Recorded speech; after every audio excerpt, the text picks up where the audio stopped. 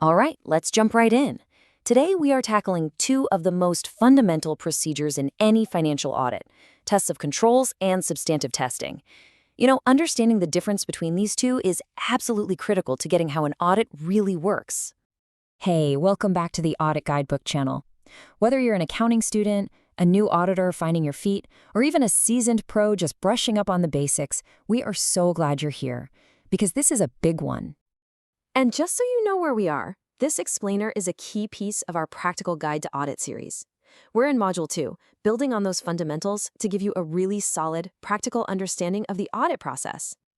So let's start with the single most important question every single auditor has to answer. How do you actually know that a company's financial statements are reliable? How do you get that confidence? Well, it's definitely not magic. It all comes down to a structured approach with two very distinct types of testing. So here's what we're going to cover. First, we'll talk about the auditor's dual approach. Then we'll dive into what it means to test the system. That's controls. After that, we'll look at testing the numbers. That's substantive testing. We'll line them up to see the key differences. And finally, we'll see it all come to life with a practical example. All right, let's get into it. Think about it like this. Auditors have a two-step game plan. It's kind of like trust but verify. First, they check if the company's own internal systems, their processes and rules, are actually working properly. Then, and only then, do they dig into the actual numbers that those systems produce. You need both to get to that final audit opinion. Okay, so let's grab that first tool from the toolkit, testing the system itself. This is all about looking at the company's internal controls. The question we're asking here isn't, is this number correct? No, the question is the process that creates this number a reliable one? And here's the official definition for you. A test of control is all about evaluating the operating effectiveness of those internal controls. In plain English, the auditor is basically checking, are the company's own safety nets working? Are they set up to prevent or catch big errors before they become a real problem? So what are we trying to achieve here? Well, there are really three big things. First, are the controls even designed and set up correctly? Second, are people actually following them consistently or just, when the boss is looking?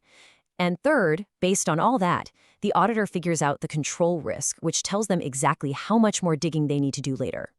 So how do auditors actually do this? Well, they have four main methods. They'll use inquiry, which is just asking people how things get done. They'll use observation, literally watching an employee perform the control. They'll do an inspection of documents, looking for that manager's signature or approval stamp. And for the highest level of proof, they'll do a reperformance. They'll do the control themselves, from scratch. Now, here is the real takeaway. This is the crucial part. If those tests show that the company's controls are strong and reliable, the auditor can breathe a little easier. They can trust the system more, which means they can actually reduce the amount of detailed, nitty-gritty testing of the numbers later on. Strong controls mean less work down the line. Weak controls, well, that means a lot more work. And that brings us perfectly to the other side of the coin, testing the numbers themselves. This is substantive testing. Here, the focus completely shifts from the process to the final product, the actual figures sitting in the financial statements. So substantive testing is designed to hunt for and find material misstatements. We're talking about significant errors that could actually mislead someone. This is where auditors get their hands on direct, hard evidence about the accuracy and validity of a company's transactions and balances. The whole point here is to get that direct proof.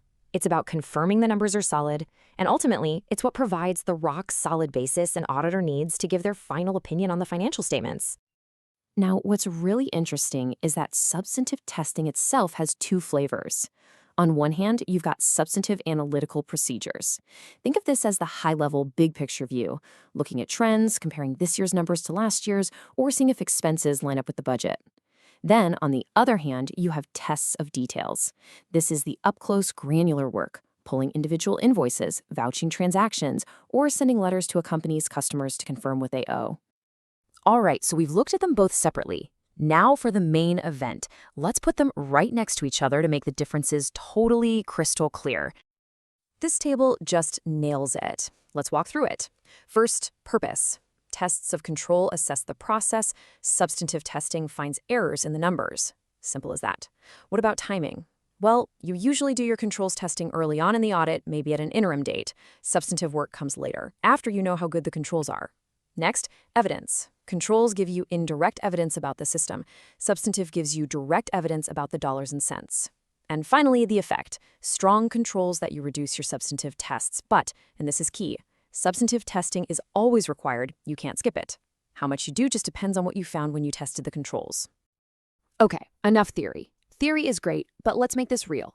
We're going to walk through a simple, practical example from a loan approval process to see both of these tests in action. Okay, imagine you're auditing a bank. For your test of control, you check if the bank is following its own rulebook. For example, their policy says any loan over 10 million Kenyan shillings needs approval from the credit committee. So you check a sample of big loans to see if they all have that signature. You're testing the process. Now, for the substantive test, you're looking at the money. You'd grab a sample of those same loans and verify the actual numbers.